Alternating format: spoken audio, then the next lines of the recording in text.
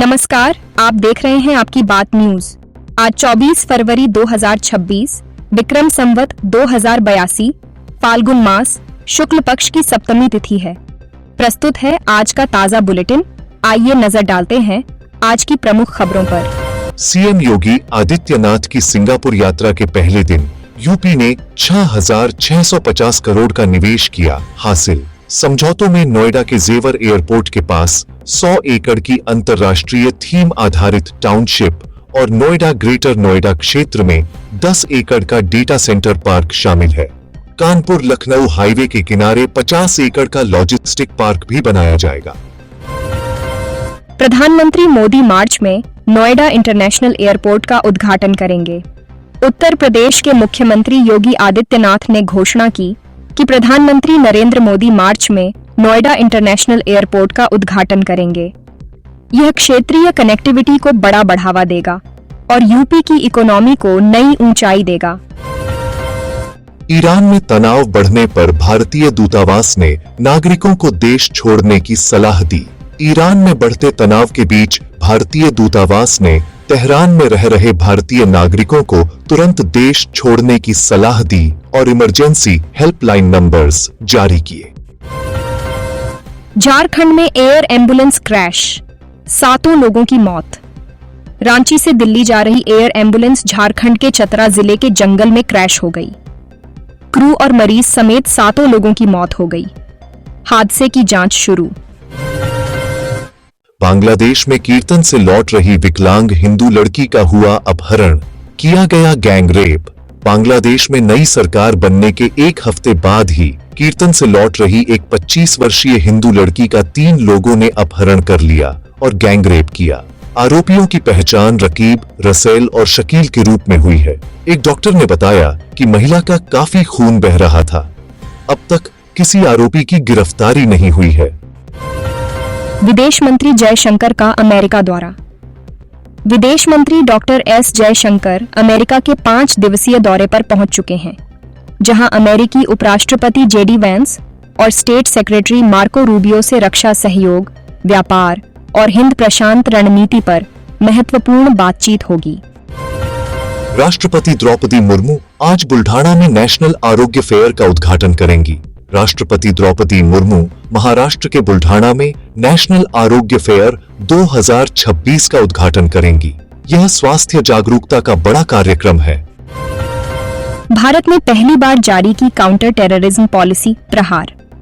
केंद्र सरकार ने देश की पहली व्यापक आतंकवाद विरोधी नीति प्रहार जारी की। इसमें सीमा पार और घरेलू स्तर पर समन्वित कार्रवाई पर जोर दिया गया है।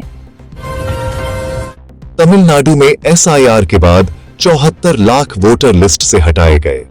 तमिलनाडु में विशेष गहन पुनरीक्षण एसआईआर के दौरान 74 लाख वोटर नाम हटाए गए।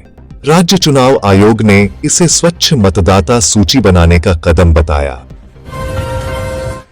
दिल्ली यूनिवर्सिटी में भजन क्लबिंग विवाद।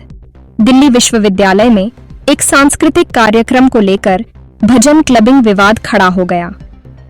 छात्र संगठनों ने इसे सांस्कृतिक हमला बताया।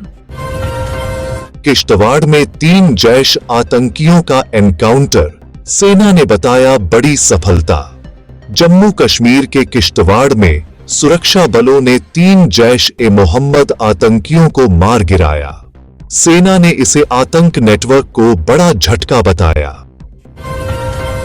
आईडीएफसी फर्स्ट बैंक घोटाले में 391 ट्रांजैक्शन और 170 अकाउंट्स की जांच।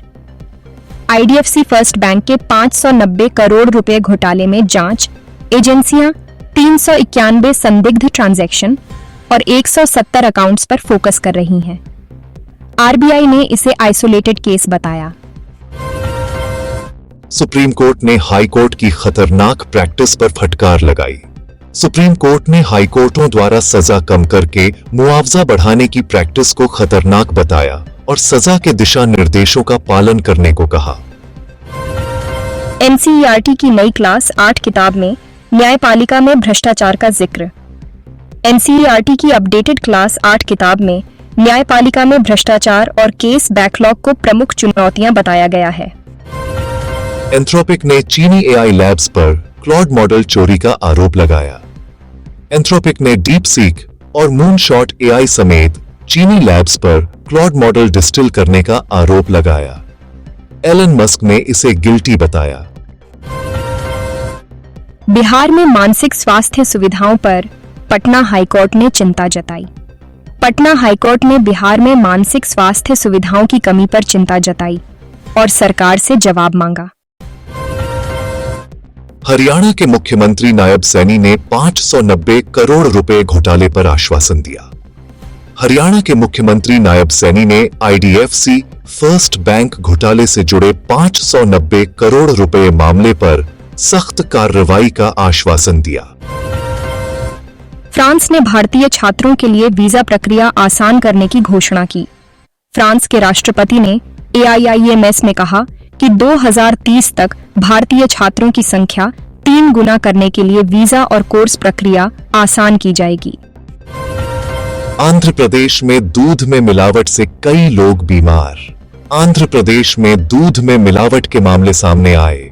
कई लोग गंभीर रूप से बीमार पड़े। स्वास्थ्य विभाग ने जांच शुरू की।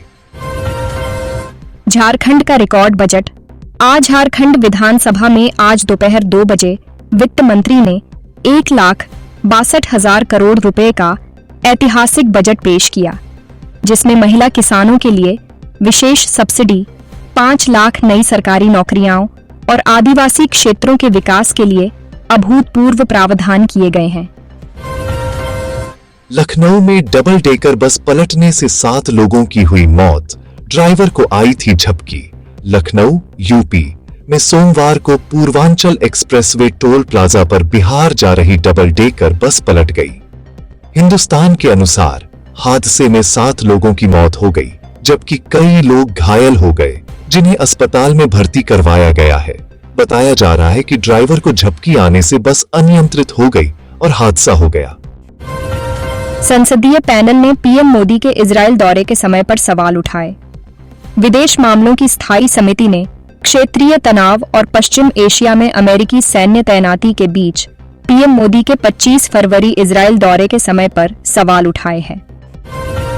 खेल समाचार। T20 वर्ल्ड कप के सुपर 8 स्टेज का 5वां मुकाबला आज इंग्लैंड और पाकिस्तान के बीच खेला जाएगा।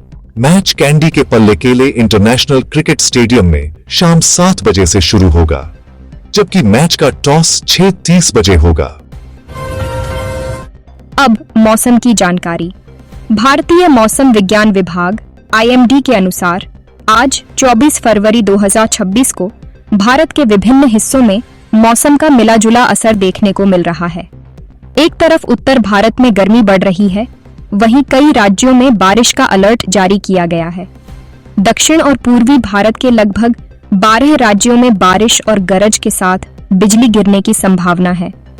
तमिलनाडु, केरल और ओडिशा के कुछ हिस्सों में भारी बारिश हो सकती है। आज का इतिहास। 24 फरवरी का इतिहास भारत और विश्व में कई महत्वपूर्ण घटनाओं का गवाह है। मुख्य रूप से 1739 में आज ही के दिन नादिर शाह और मुगल बादशाह मोहम्मद शाह के बीच निर्णायक करनाल का युद्ध हुआ था, जिसने मुगल साम्राज्य को कमजोर कर दिया था। यह थी 24 फरवरी 2026 की प्रमुख खबरें। आपकी बात न्यूज का प्रयास है कि आप तक सटीक, सत्य और विश्वसनीय जानकारी पहुंचे। आपका दिन शुभ हो। देश दुनिया की हर खबर के लिए जुड़े रहें हमारे साथ। नमस्ते और फिर मिलेंगे अगले बुलेटिन में।